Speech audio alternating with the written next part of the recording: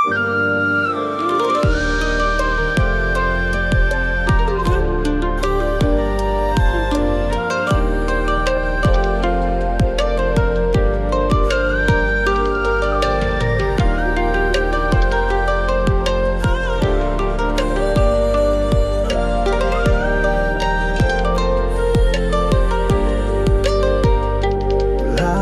hitam memeluk mimpi, di batas harapan aku berdiri.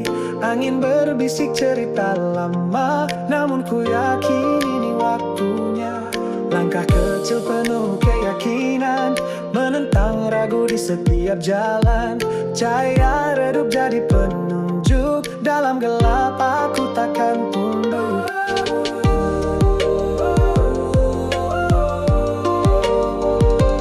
Biarkan hujan turun deras, biarkan gelap menutup awan. Ada bisikan di angin malam, menguatkan hati yang hampir tenggelam. Kan ku gapai impian mustahil ini, melawan waktu dan semua duri.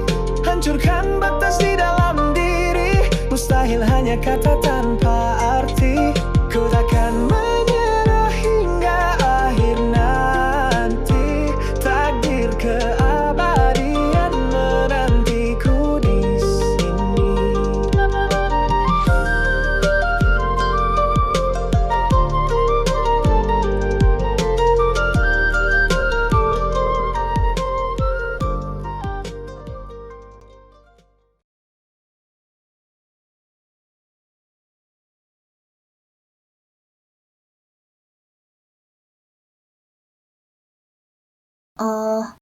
Kalau demikian, kenapa Nine Heaven Manual ini menjadi jawaban untuk kondisi spirit truthku? Li Hao justru merasa semakin bingung setelah mendengar penjelasan panjang lebar dari Xiaofan dan Fang Mu. Dia merasa tidak ada jawaban yang dicari sebelumnya. Dalam Nine Heaven Manual ini, terdapat sebuah teknik yang memiliki kemampuan merubah takdir. Fang Mu membuka Nine Heaven Manual dan menunjukkan sebuah halaman di kitab tersebut. Pada halaman tersebut dijelaskan, ketika seseorang mendalami Nine Heaven Manual dan mencapai batas karena kualitas spirit truth, orang tersebut bisa menggunakan teknik yang tertulis untuk membentuk kembali spirit truth miliknya menjadi kualitas lebih baik. Kau bisa membentuk spirit truth satu unsur dengan teknik ini, yang dikenal juga sebagai pure spirit truth. Di antara berbagai jenis spirit truth, yang terbaik adalah yang memiliki satu unsur, dan hanya satu dari sejuta kultivator yang memilikinya. Tidak hanya itu, teknik ini juga membuatmu memiliki kemungkinan membentuk lebih dari satu pure spirit truth. Dalam dunia kultivator, ada satu dari sekitar 100 juta kultivator yang memiliki dual spirit truth. Fang Mu menjelaskan dengan antusias pada Li Hao, yang sebenarnya tidak terlalu memahaminya. Fang Mu, kau hanya mengatakan yang manis-manisnya saja. Dia harus mengetahui semuanya. Xiaofan yang dari tadi diam akhirnya menghela nafas. Li Hao menoleh ke arah Xiaofan, sebelum kembali pada Fang Mu yang kini tersenyum canggung. Sulit berkata-kata. Xiaofan menggelengkan kepala, lalu membuka mulutnya. Teknik itu bukan tanpa resiko. Proses membentuk ulang spirit truth amatlah menyakitkan, melebihi tribulasi yang harus dihadapi kultivator ketika naik ke alam praktik berikutnya. Sejak Heaven Mountain Sect mendapatkan Nine Heaven Manual, sudah ada 3 orang yang mencoba menggunakan teknik itu, tetapi semua tewas dalam kondisi mengenaskan. Meskipun Heaven Mountain Sect berusaha menutupi informasi tersebut, pada akhirnya kabar itu tersebar ke seluruh dunia, membuat semua orang akhirnya menilai bahwa Nine Heaven Manual sebenarnya tidak sehebat yang dipikirkan. Penjelasan Xiaofan membuat Li Hao mengerutkan dahi, lalu memandangi Fang Mu. Paman, apa aku melakukan sesuatu padamu? Kenapa kau ingin membunuhku? Hao, jangan salah paham. Fang Mu sedikit panik. Dalam dunia kultivator, selalu penuh bahaya dan resiko. Lagi pula kau tidak harus menjalani teknik ini. Fang Mu berusaha menjelaskan. Dia memang berharap banyak pada teknik merubah takdir, namun memahami juga risikonya. Di sisi lain, Fang Mu berpikir bahwa Nine Heaven Manual merupakan manual terbaik. Mungkin jika Li Hao berlatih berdasarkan manual tersebut, dia bisa melewati batasan Forging Chi tingkat 9, meskipun memiliki Spirit Truth 5 unsur. Hao, kau tidak perlu buru-buru memutuskan. Jika kau tidak bersedia, tidak akan ada yang memaksamu. Xiaofan menepuk pundak Li Hao sebelum memberikan pandangan tajam pada Fang Mu, memberi tanda agar tidak membahas masalah ini lebih jauh. Li Hao merenung cukup lama setelah itu.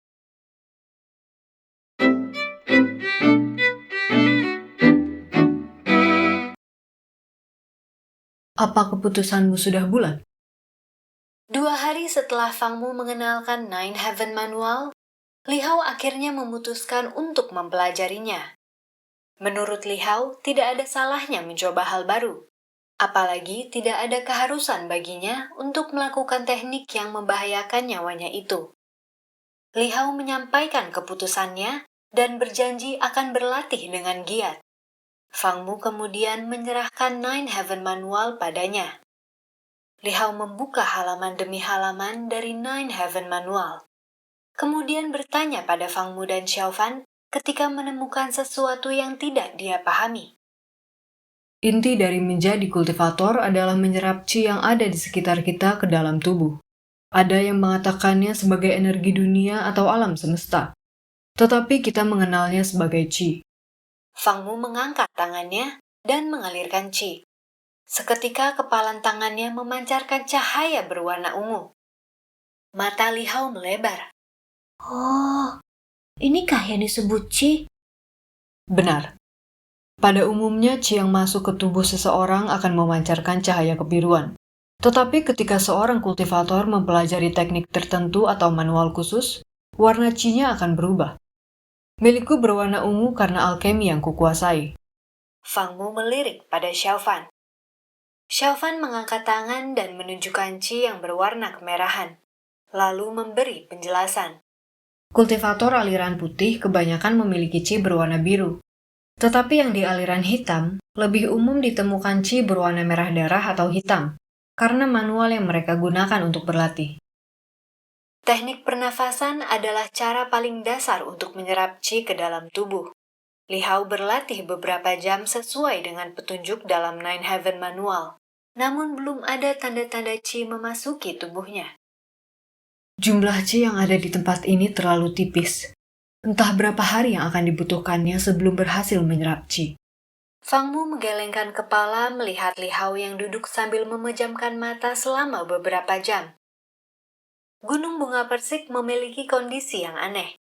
Selain jumlah chi yang sedikit, seseorang tidak bisa memulihkan chi menggunakan Spirit Stone maupun pil. Hal itu juga berlaku untuk seseorang yang mencoba meningkatkan chi dalam tubuhnya. Semua butuh waktu. Kita sendiri butuh beberapa hari sebelum akhirnya dapat menyerap chi dalam tubuh, bukan? Xiaofan menepuk pundak Fang Mu. Tepat setelah selesai Xiaofan berkata demikian, tubuh Li Hao mengalami perubahan. Li Hao membuka mata dan memeriksa tubuhnya. Aku merasakan sesuatu dalam tubuhku. Paman, apakah ini yang namanya Chi? Li Hao menoleh pada Fang Mu dan Xiaofan. Fang Mu kemudian memeriksa tubuh Li Hao dan menemukan Chi berbentuk benang tipis yang berwarna keemasan. Ini chi yang sangat murni. Fang Mu tidak pernah menemukan Chi berwarna emas sebelumnya. Xiaofan memeriksa Li Hao setelah Fang Mu, dan wajahnya menunjukkan keterkejutan yang sama. Fang Mu, apa Hao sungguh memiliki Spirit Truth 5 unsur? Bukankah bakatnya terlalu tinggi? Bisik Xiaofan. Pada umumnya, orang dengan Spirit Truth 5 unsur membutuhkan 7-10 hari latihan pernafasan sebelum bisa menyerap sedikit chi dalam tubuh mereka. Fang Mu sebenarnya juga heran, tetapi tidak memikirkannya lebih jauh karena ini pertanda baik. Li Hao terbukti cocok dengan Nine Heaven Manual. Hao, jika benang Qi dalam tubuhmu bertambah tebal sampai 10 kali lipat dari sekarang, maka kau bisa dibilang telah mencapai Forging Qi tingkat 1 dan resmi menjadi kultivator. Fang Mu memberikan beberapa masukan tentang teknik pernafasan. Dia terlihat antusias karena perkembangan Li Hao melebihi harapannya. Di sisi lain, Xiaofan justru larut dalam pikirannya sambil menatap Li Hao. Banyak hal yang terlintas dalam pikirannya.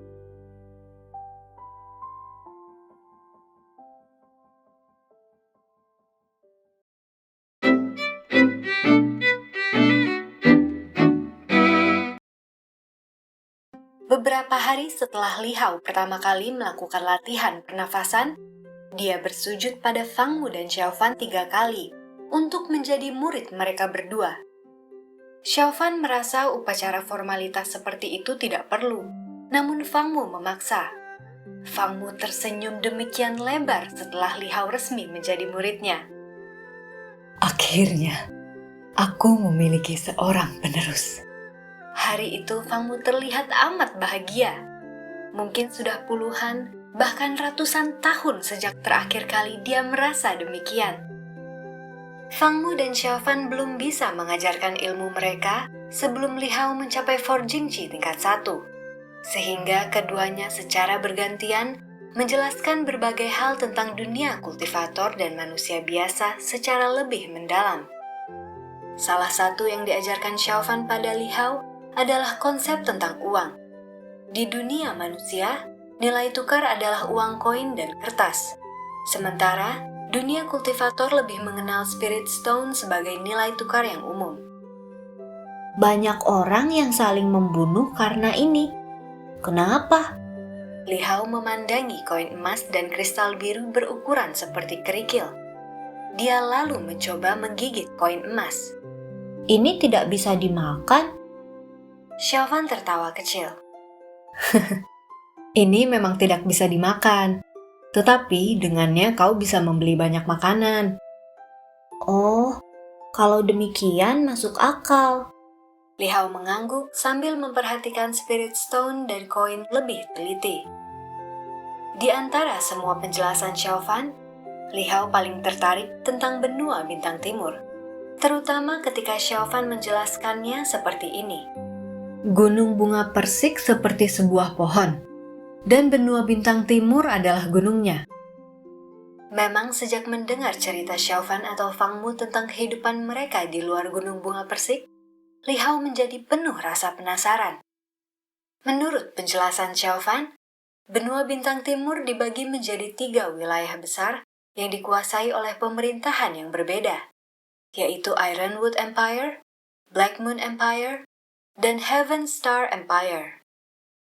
Heaven Mountain Sect yang menjadi tempat tinggal Fang Mu berada di Heaven Star Empire. Sementara aku tinggal di Five Poison Valley yang ada di Black Moon Empire. Xiaofan mengatakan sekte-sekte terkuat aliran putih memang membangun sekte utama mereka di Heaven Star Empire. Sementara, sekte-sekte terkuat aliran hitam berada di Black Moon Empire. Di antara ketiga kekaisaran ini, Ironwood Empire dikenal paling lemah dan kecil kekuatannya, sementara Heaven Star Empire memiliki pondasi paling kuat serta tertua.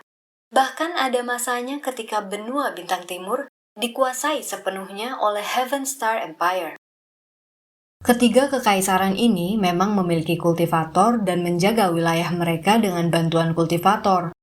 Namun jika dibandingkan dengan sekte-sekte bintang 10 ataupun 9, mereka tidak ada apa-apanya. Sekte bintang 9, bintang 10, apa maksudnya?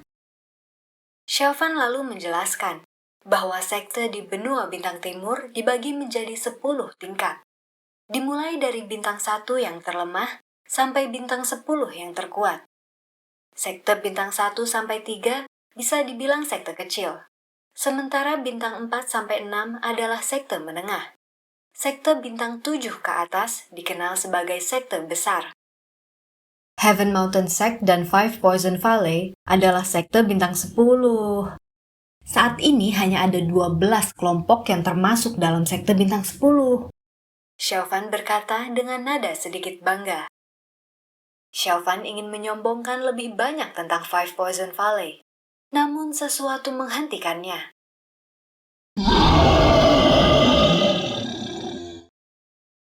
Xiaofan dan Li Hao terkejut. Suara yang disebut Li Hao sebagai suara ayam itu terdengar tidak pada jam biasanya, mengingat matahari sudah tepat di atas kepala. Apa yang terjadi? Mengapa dia meraung pada waktu ini? Xiaofan menyipitkan mata, berusaha mencari sumber suara. Raungan itu tidak hanya terdengar sekali. Setiap beberapa menit raungan itu kembali terdengar. Li Hao yang biasanya tenang sekalipun menjadi pucat, karena dia tidak pernah mengalami situasi seperti ini sebelumnya. Fang Mu berlari ke arah Xiaofan dan Li Hao setelah raungan itu berbunyi untuk kesekian kalinya. Ketiganya sama-sama kebingungan dan tidak mengetahui harus berbuat apa. Fang Mu, apa yang harus kita lakukan? Kau bertanya padaku. Aku harus bertanya pada siapa? Ketika Xiaofan dan Fang Mu mulai berdebat, langit di atas kepala mereka mulai menjadi gelap. Tanpa alasan yang jelas, awan hitam mulai berkumpul menutupi matahari, membuat gunung bunga persik diselimuti kegelapan. Pada waktu hampir bersamaan setelah langit menjadi seluruhnya gelap, hujan mulai turun dengan derasnya, dan raungan tersebut semakin terdengar keras setelah hujan turun. Apa langit murka? Li Hao menoleh ke atas. Fenomena seperti ini sungguh mengejutkannya. Jangan melamun. Mari kita berteduh. Hujan ini tidak akan reda dalam waktu singkat. Xiaofan mengajak Li Hao dan Fang Mu untuk kembali ke rumah. Ketiganya kemudian berteduh di rumah Li Hao.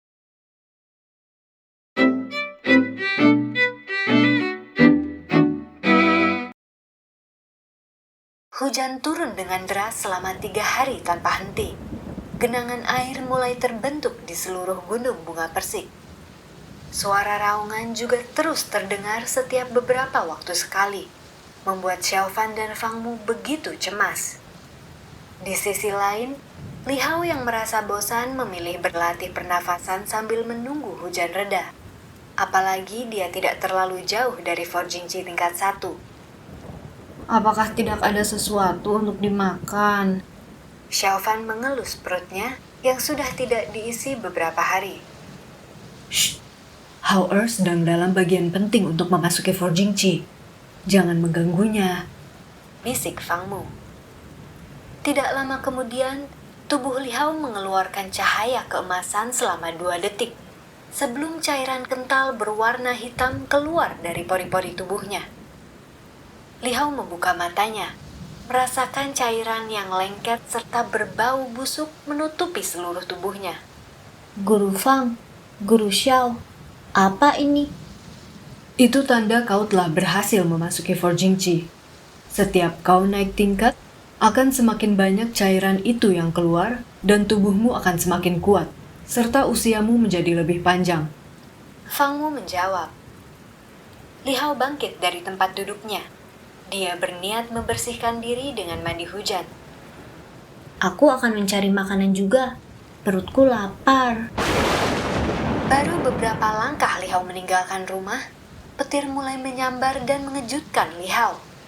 3 hari terakhir, meskipun hujan demikian deras, tidak ada satupun petir yang terlihat. Tetapi kini tiba-tiba ada petir yang menyambar. Tidak berhenti di sana. Petir demi petir terus menyambar seolah bersaut-sahutan. Li Hao kembali masuk ke rumah karena ketakutan melihat begitu banyak petir yang menyambar gunung bunga persik. Pada waktu yang sama, terdengar raungan panjang.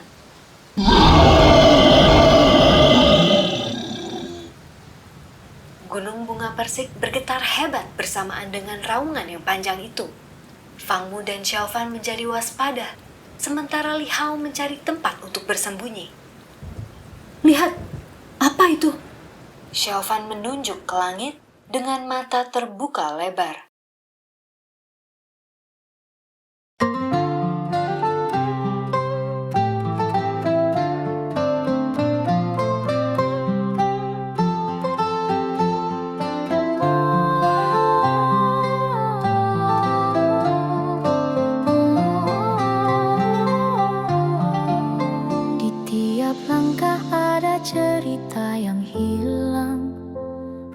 kosong tempat kisah menghilang. Bukan karena lupa atau berpaling, tapi waktu yang terus berguling. Langkah menjauh seiring detak anggukan kecil di kejauhan. Mungkin kita tak pernah menyadari semua ini hanyalah sementara di sini. Setiap luka jadi pelajaran, mengajarkan kita arti harapan. Setiap tawa adalah harta, menghidupkan semangat yang meronta. Aku percaya garis hidup ini kan menuntun kita meski sulit dimengerti. Takdir tak pernah meminta izin, tapi ia tahu kemana angin. Hanya perlu percaya dan melangkah, esok kan ada jalan yang terbuka. Sebab semesta berbicara dalam sunyi bahwa kisah kita